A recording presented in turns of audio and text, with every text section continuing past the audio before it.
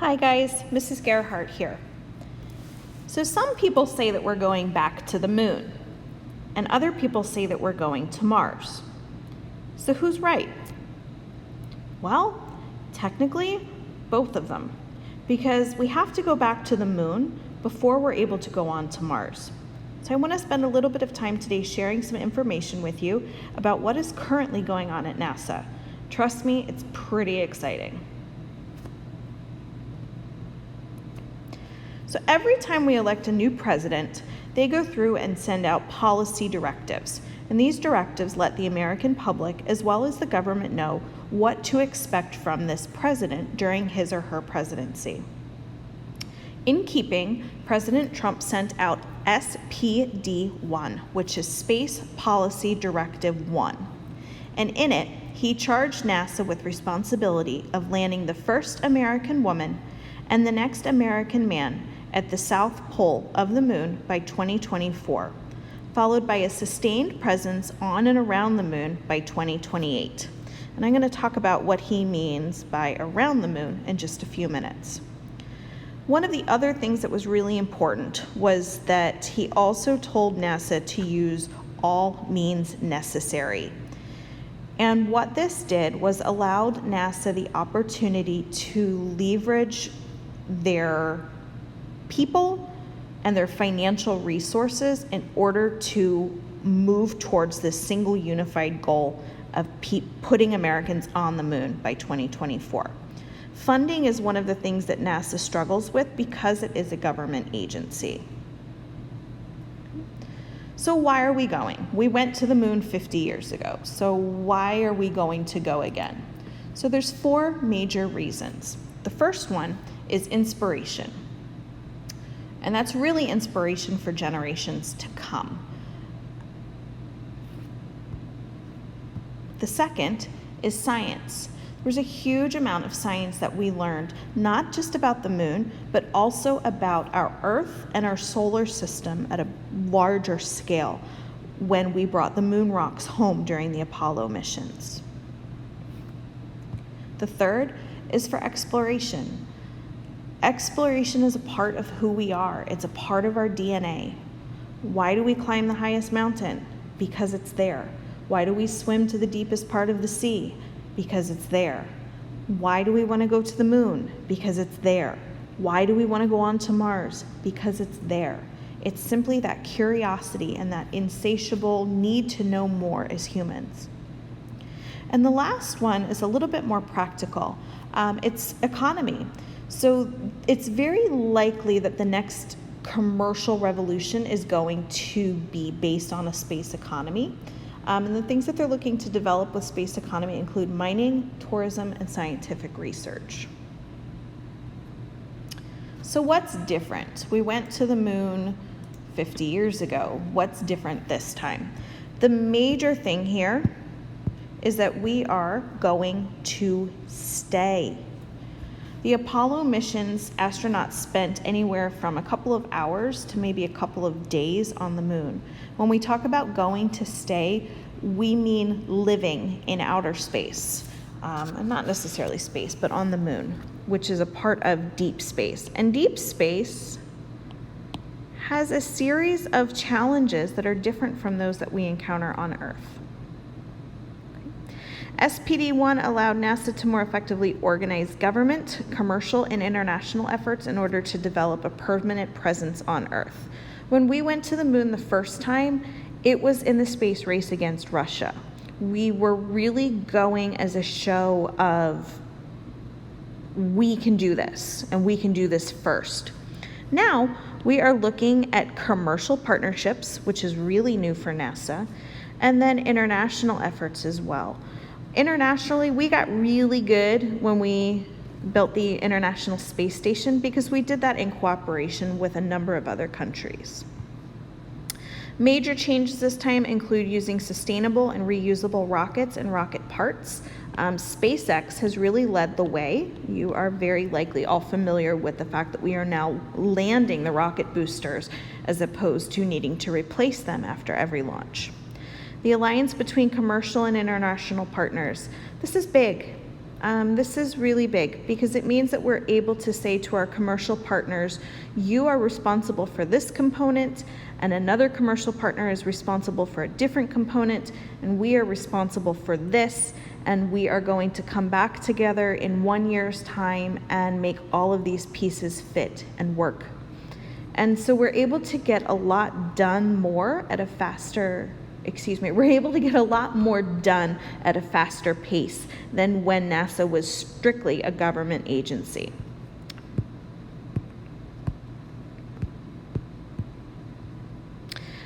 We are also hoping to use the moon as basically a launching point for further exploration of the solar system.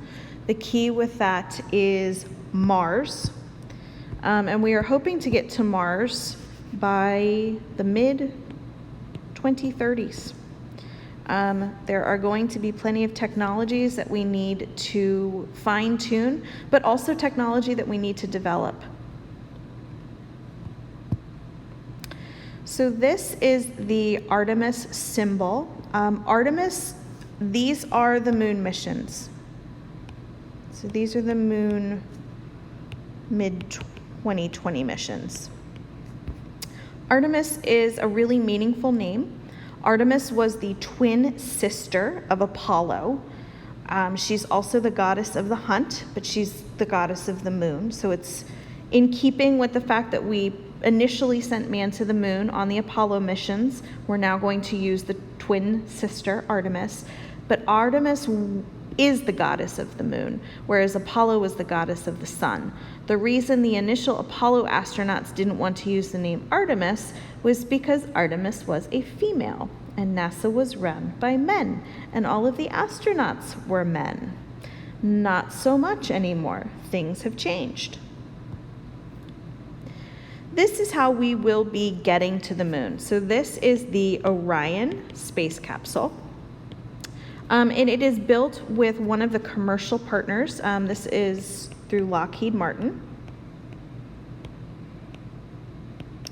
And there are 3 major components to the Orion capsule. There's only 2 of them in this image.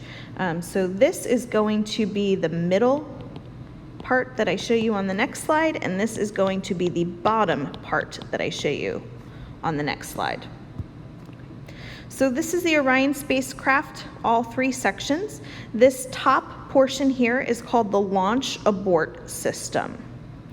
And basically what this does is protect the astronauts. If there is a problem on the launch pad, they can abort the astronauts from the launch pad at up to speeds of 600 miles per hour within a few milliseconds. Can you imagine going from 0 miles per hour to 600 miles per hour in a few milliseconds?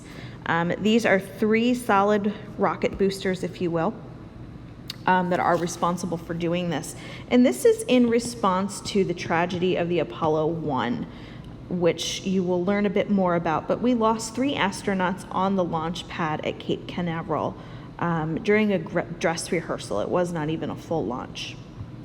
This middle section is the crew module, and this is where the crew will live. It works out to just about 691 cubic feet that is pressurized, but only about 316 cubic feet are available for crew living. And this is going to hold a crew of 4. So 4 people in 316 cubic feet. That doesn't give any single person a whole lot more room than a coffin. So take that into consideration. And then last but not least, here at the bottom is the service module. And the service module is where the water is, it's where the fuel is, it's where all the parts that are needed to make the Orion capsule go and move, as well as things that are needed for life support to keep the crew comfortable. So how are we getting the Orion to space? Aboard this bad boy. This is the SLS. It is Space Launch System. This is the largest, most powerful rocket that has ever been built on Earth. It is more powerful than the Saturn V rockets that launched the Apollo astronauts. And in keeping with that, it is also 1 foot taller. They said if we're going to have the most powerful rocket ever, then it needs to be taller than our previous one. And you can see that the Orion is situated right here at the top of the SLS. This is the launch abort system here. And then under this cover is the crew module that you can't really see. And then this bottom part here is going to be the service module. So where are we? Well, we have completed the launch abort system test. We have completed kind of the rocket test. And then earlier this year, they made sure that the Orion module and the launch abort system worked together. That was just in July, so you may have seen some news about that. EM1 is Exploration Mission 1. It is currently slated for December of next year.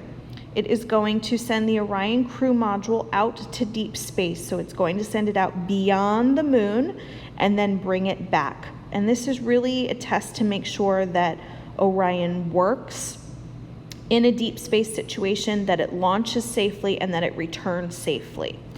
EM2 is when we are actually going to put a crew aboard.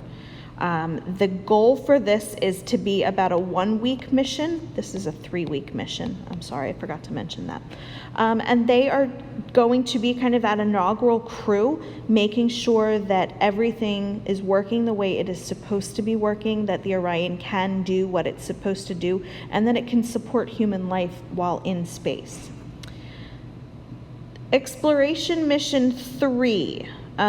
This has been renamed. This is fully an Artemis mission at this point. It's very likely, though, to be Artemis 1. They haven't fully decided if they're going to change it to Artemis or just leave it as this EM for exploration mission. It is supposed to run between December 2023 to February 2024. So not that whole length, but that is the intended launch window. And one of the things that it needs to do is take up these special components to lunar orbit. This is going to become a part of Gateway, and I'll tell you in just a moment what Gateway is.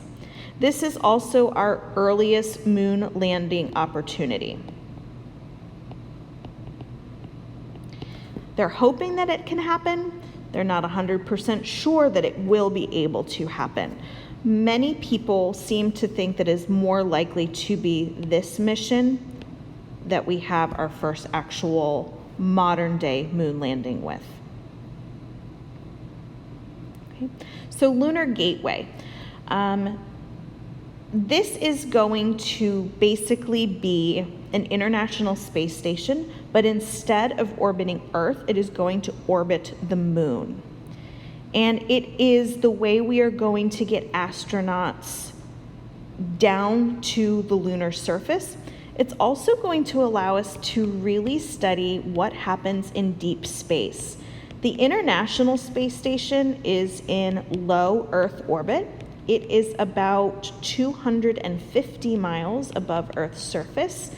This is going to be about 250,000 miles beyond Earth's surface. So there are going to be things that we can learn about deep space from Gateway that we are not able to learn from the International Space Station. Why is this important? Well, the journey to Mars is going to expose us to deep space situations, not low Earth orbit situations. The Gateway has 3 important components. So the crew capsule for Orion is here. And then this part here is, I think that's right. If not, I'll let you know in a minute, is the part that is actually going to go down to the lunar surface. Okay, so here we go. Gateway is essential for the 2024 landing, and this was what has to be in place before we're able to get anybody down to the lunar surface. So here is the Orion capsule that is coming in.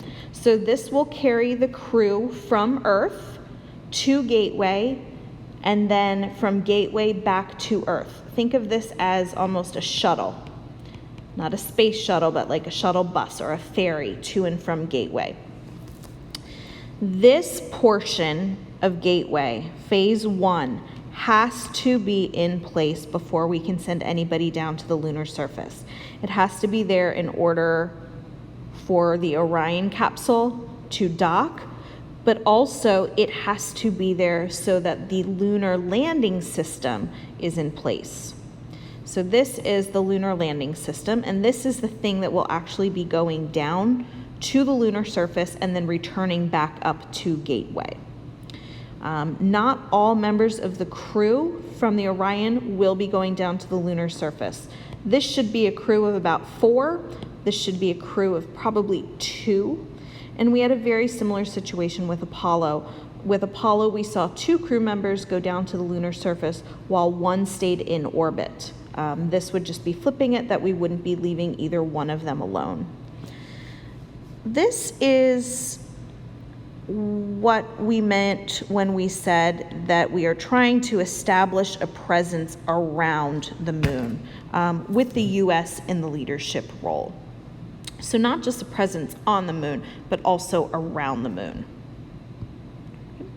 Here is what's going on with Artemis and the hopeful target dates. So Artemis 1, this is that exploration mission 1. Again, they're not sure if they're going to change it to Artemis or leave it as exploration mission. This should be coming up within the next year to 18 months. Artemis 2 is going to actually see a crew. They will do a spacewalk, likely to test the suits, make sure everything is good to go.